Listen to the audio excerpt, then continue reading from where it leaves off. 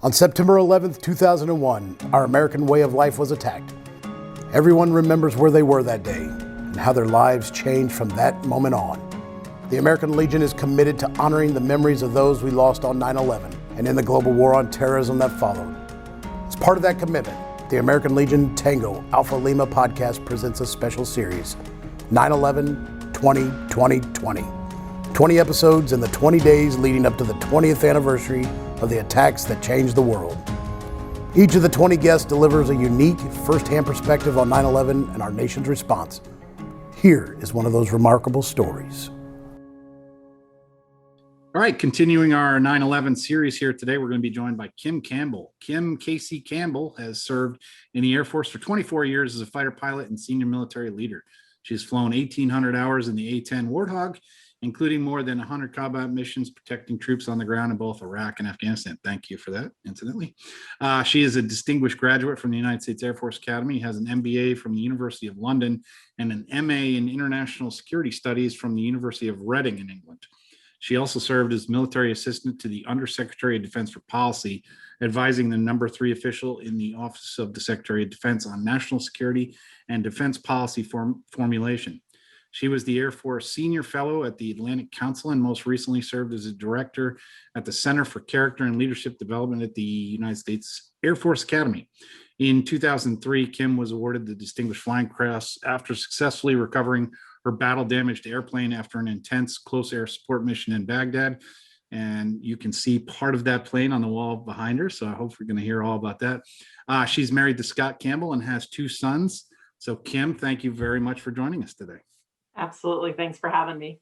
So we are continuing on with our sort of our 9/11 stories. And while some of them have been actually 9/11 in, limited in scope to New York and Washington, D.C. and everything else, talk to us about your 9/11 story carrying over from 9/11 well into the global war on terror.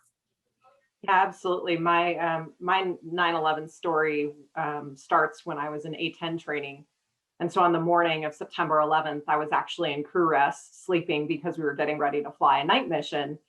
And I remember hearing the phone ring and knowing that it was going to violate my crew rest if I picked up the phone and answered it, but it kept ringing and ringing. And so I finally picked it up, and it was one of my classmates.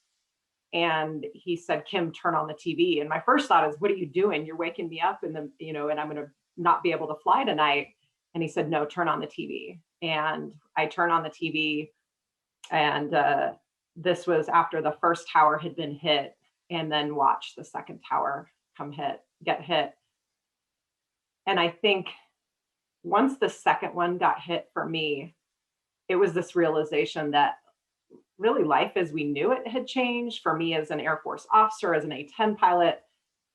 And I think we all knew, we were under attack, we were likely going to war.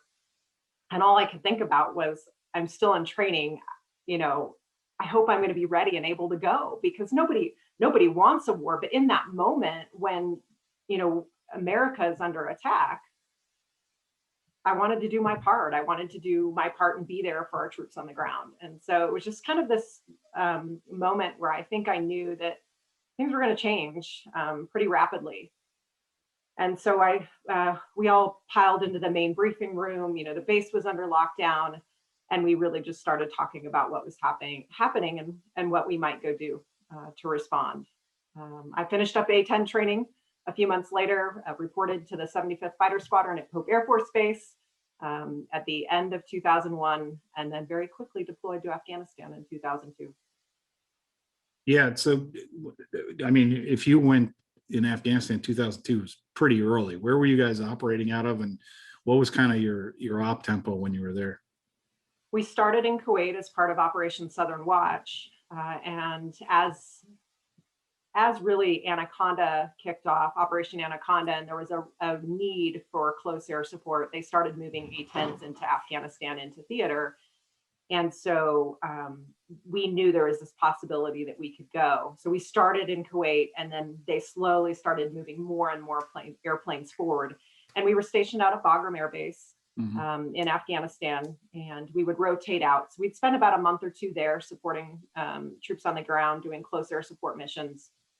And then we would rotate back to Kuwait. And so we were really excited to be there, just to be there on the ground in very austere conditions. We were in very close proximity to really our Army brothers that we were supporting at the time. And it was a great opportunity to really connect and know what was going on in the missions and know that we were there to support and to do what we were trained to do. Did you rotate back through Bagram later on in I've years been to to come? Bagram, I think 4 times. And so I've seen it evolve from I was going to the say, early it wasn't very austere by the time you actually, they had a Bennigan's and Dairy Queen. Yeah, that's crazy. It was MREs. It was, Right. the open air flapping tents, and very different. Yeah. I kind of preferred that. Honestly, it was just a great mission, a great time to be there, because we were really committed and knew exactly what we were there to go do. Yeah. And so then you did move on from Afghanistan. You went to Iraq, and tell us a little bit about that and the piece of a plane we have behind you. Yeah. So we got back from Afghanistan, and very quickly things, the rhetoric started about going to war in Iraq. And as usual, the squadron that I was in, the 75th Fighter Squadron, we didn't want to be left behind. I mean, we wanted to be part of that. And we deployed in February of 2003 and arrived in Kuwait again on the 1st of March 2003. So we were there for a few weeks before the war kicked off, and just really trying to prep for the mission, make sure we were ready. And at the time, I was a fairly young wingman, new to the A-10 community. And so I didn't know if I was going to be able to fly. I wasn't sure if they were just going to keep me for mission planning, but I really wanted to get in the air and to be part of that mission. And it turns out we needed every pilot we had. In fact, we brought more pilots over just because as the close air support missions began and then really kicked off, we supported the Army and occasionally the Marines as the resist multi-approach to Baghdad. And it was really eye-opening to watch it all from the air and just see these huge lines of dust watching as our ground forces made their way to Baghdad. And when they faced resistance, we were there. And as we got closer and closer to Baghdad is really when we started seeing more of the threat from the ground as well. And there was definitely more close air support missions where there was a troops in contact, where our troops were taking effective fire.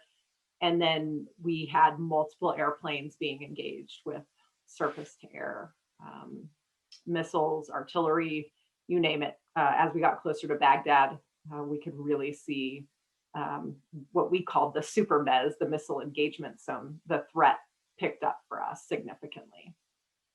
So on the day your plane was hit, you had finished the close air support at that point, right? Well, we had gone up to Baghdad. By then, everyone is closing in on Baghdad. And the situation really just was dynamic and intense. And so they just had aircraft stacked up around Baghdad. So you would go up to Baghdad, you would air refuel, get gas, so you're fully ready to go. And then they would just put you in these stacks all the way around Baghdad so that when someone did make the call that they needed support, we would be right there. And on this day, so this was April 7th, 2003, the Baghdad was covered in clouds and we couldn't see the ground below. We didn't think we were going to be very effective. And then we got a call for troops in contact. And it was just, we knew we had to do whatever we could to get down below the weather to help our guys out. And I remember we went right over the top of the target area, just hoping that we would see a hole in the clouds. And my flight lead says, I see one. And he dove down through and just disappeared.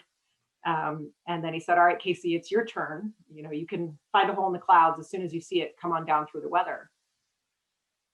And I remember popping out below those clouds, and it was surreal. I mean, for the most part, we stay at, a medium altitude where we don't really see some of the things in great detail that happen on the ground. And at the time, our technology in the A-10 wasn't what it is now. But I remember popping out below the weather, and I could see this firefight happening back and forth across the river. I mean, I could see tracers and flashes and smoke. And I just remember thinking, we have to get in there as quickly as we can. And then right about that time, I start to see like puffs of smoke and flashes right next to my cockpit. And that's when I realized, not only is there this firefight happening back and forth across the river, but they're shooting at us too. And so we knew we had to get in there quickly. My flight lead started his attack and I rolled in right behind him. We ended up doing about 2 passes.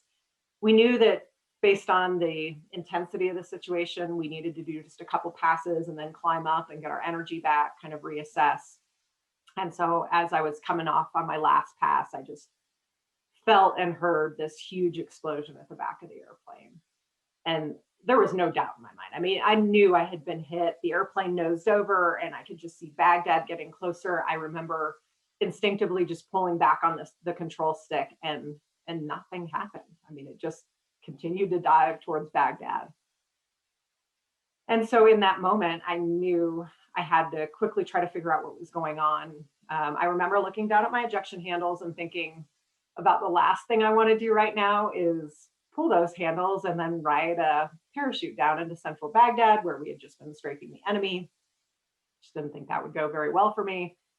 And so in that time, I quickly tried to figure out what was going on. I had lots of lights flashing and airplanes not responding.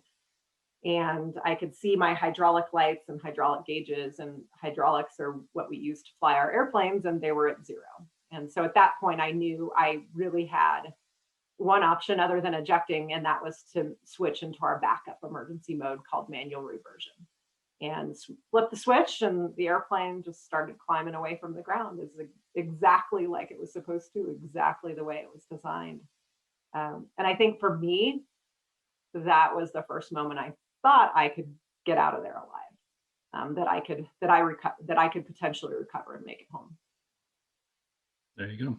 All right. Well, I won't rob all the time here. I know Ashley is very eager to get in this fight, as it were. So Ashley, you are up.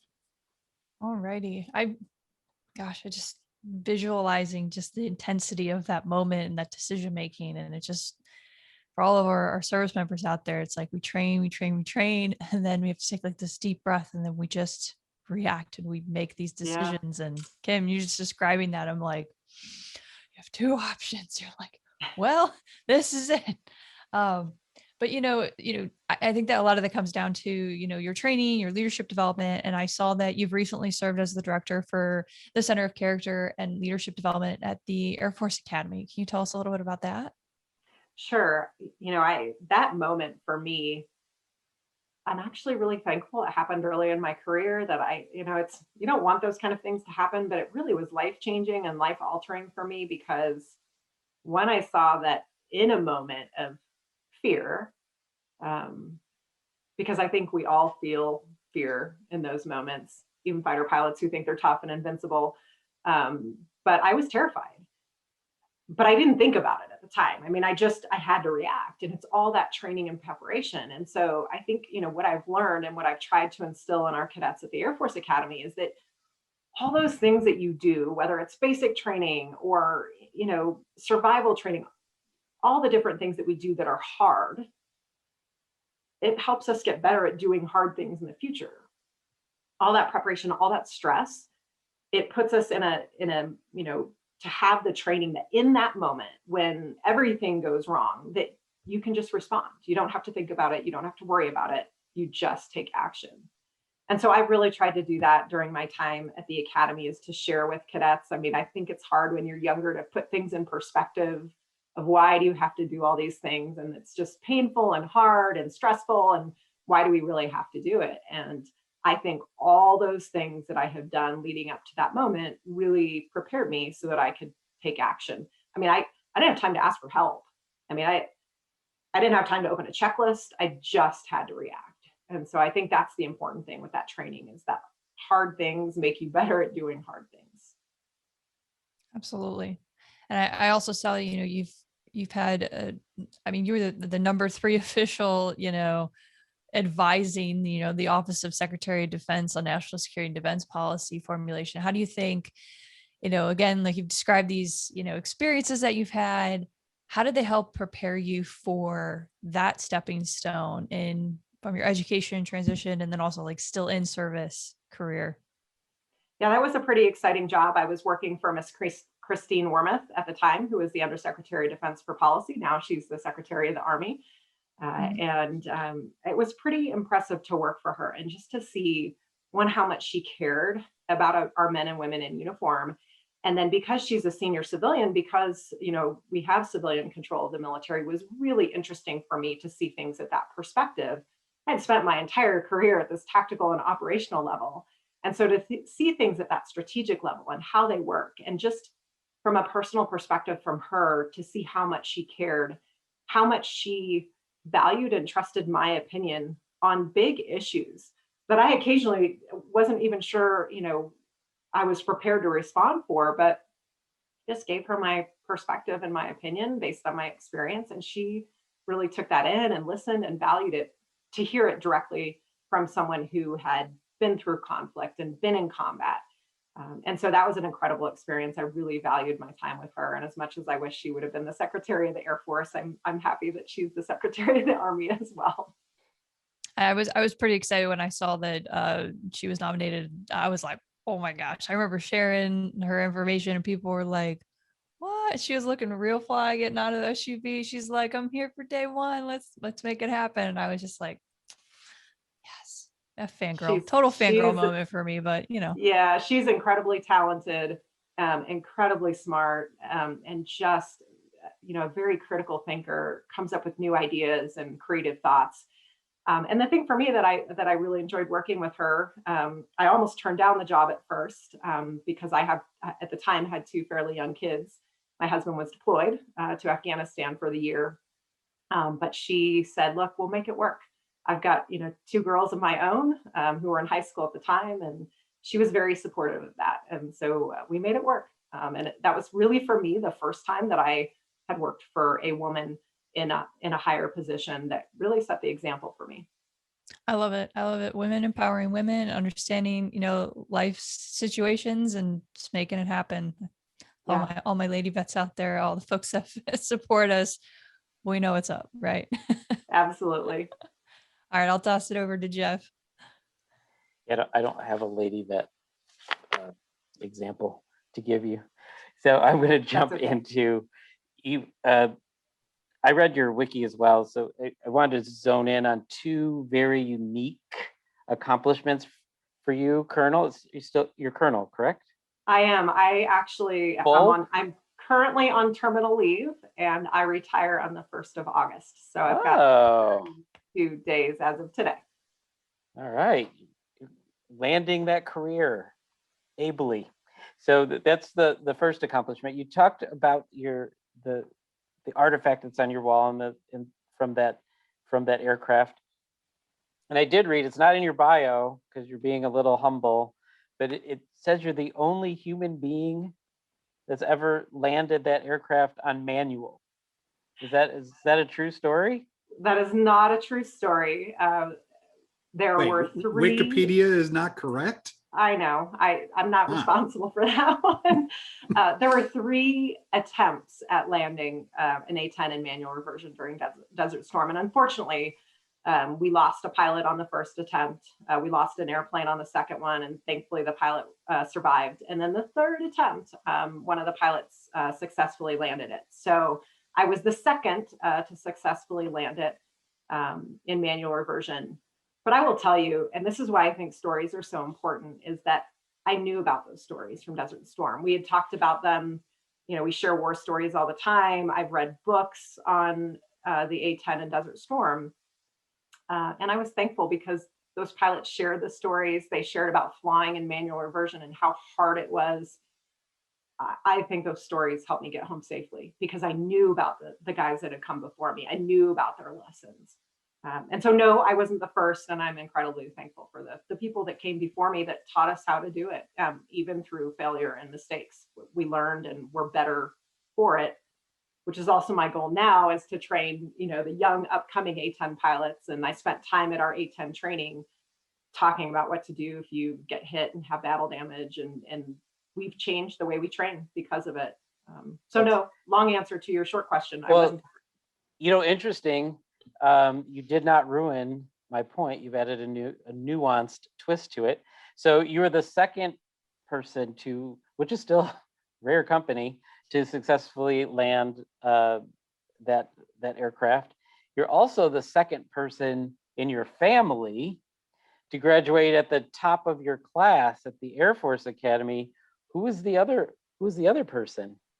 My dad is a graduate of the Air Force Academy from the class of 1970.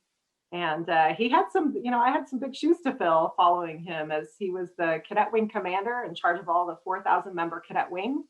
And then he graduated #1 in the Military Order of Merit, which was, it's a cool connection. My dad has always been my role model, my hero. I look up to him. I go to him for advice. And so it's been fun. And that title he had was what? Cadet wing commander. So at the Air Force Academy, there is a cadet each semester that is in charge of the other cadets. So in charge of all 4,000 cadets. And that was kind of a big deal for him, right? Yeah, it's a unique experience. There's nothing like being in charge of your peers. And he passed that down. That was the same title that you had. You're awfully humble. If I had done something like that, I would have led with that, to be honest with you. My first name would no longer be Jeff. It would have been, cadet wing commander. So you have this life, and you have this life where you go and you're doing things that typical people don't do. And I mean, we've interviewed a lot of people here, and people have done a lot of things, I don't like just even those two things. And it's interesting that you were questioning when you were a young boot loot that you didn't know if you were ready. It feels like you were born to be ready. Do you ever feel like, they say you pass things on from generation, I mean, your hair color, like your height, whatever, but do you think like this innate service and excellence was passed down in generation? And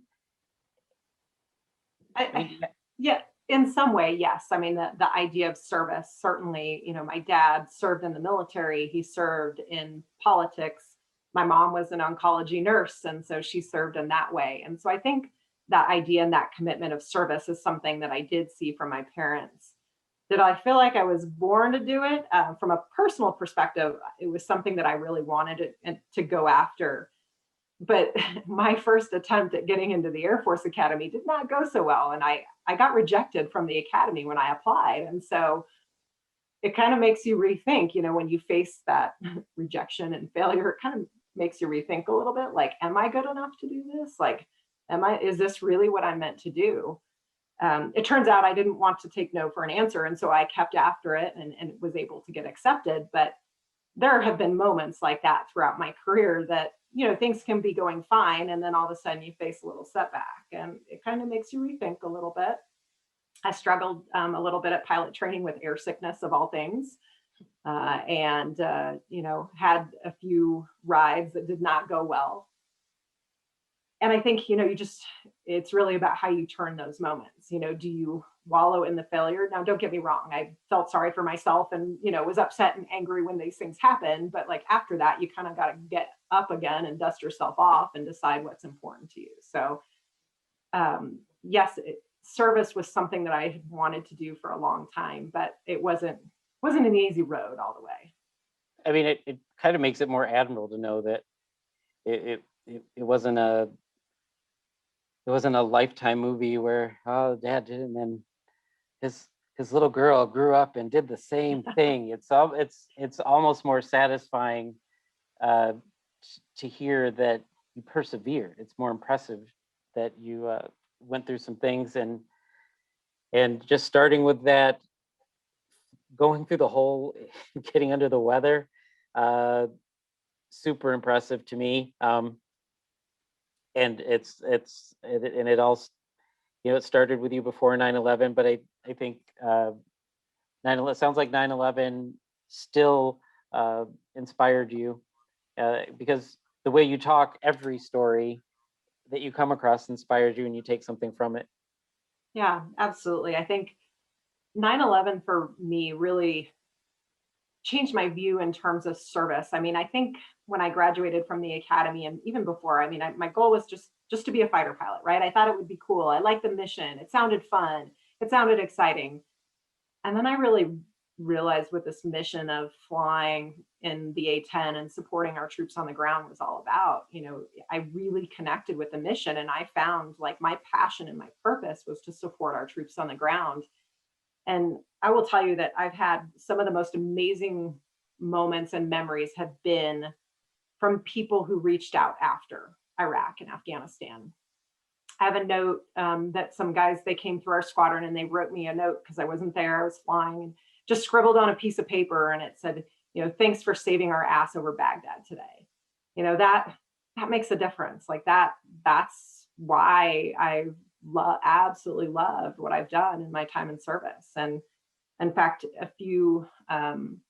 maybe a week ago, I got a note on LinkedIn from a daughter of a service member who said, I've heard this story for years and I didn't really connect who it was. And then she saw a post about it and reached out, and she said, just thank you for helping my dad get home safely. And this was just recently. And I just thought, that's why I did it. That's exactly why I did it, was to help our troops get home safely. I miss flying the A-10. I miss it a ton, but I'm ready for life's next adventure as well. Well, it's amazing. Before I send it back to Mark, I don't have another question. I have a comment, because my two fellow hosts are often the nerdy ones here. But I'm gonna say, when I read about you, I was like, I'm gonna talk to like a real life Starbuck from Battlestar Galactica. It's like, that's the thought that came into my head. Flying that thing manually, busting through the clouds, not knowing what was on the other side. And for me to admit a nerdy thing on screen like this is That's high huge. praise. This is huge. High This is praise. big time right now. This is He was getting on me because I'm wearing a Star Wars shirt, but I don't have any other clean clothes left over here. So, all right. Well, Colonel Campbell, we very much appreciate you taking time out. It is an amazing story, and I've always said, if there's one school that you can get, if you can get into every school in the world, go to the Air Force Academy. I still think it's the best. But so thank you for all you do there. Thank you for whatever you're going to do in the future. I'm sure it'll be impressive. So everyone else, remember to subscribe to the Tango Alpha Lima on Apple Podcasts, Spotify, YouTube, or wherever you listen to podcasts. And while you're there, review and rate us. If you want to send us feedback, you can leave a comment on YouTube or Facebook, or you can send us an email at tangoalphalima@legion.org, and we'll be back with another 9/11 story tomorrow. Again, Colonel Campbell, thank you so much. Jeff, Ashley, I'll see you guys tomorrow. Bye. Thanks for having me.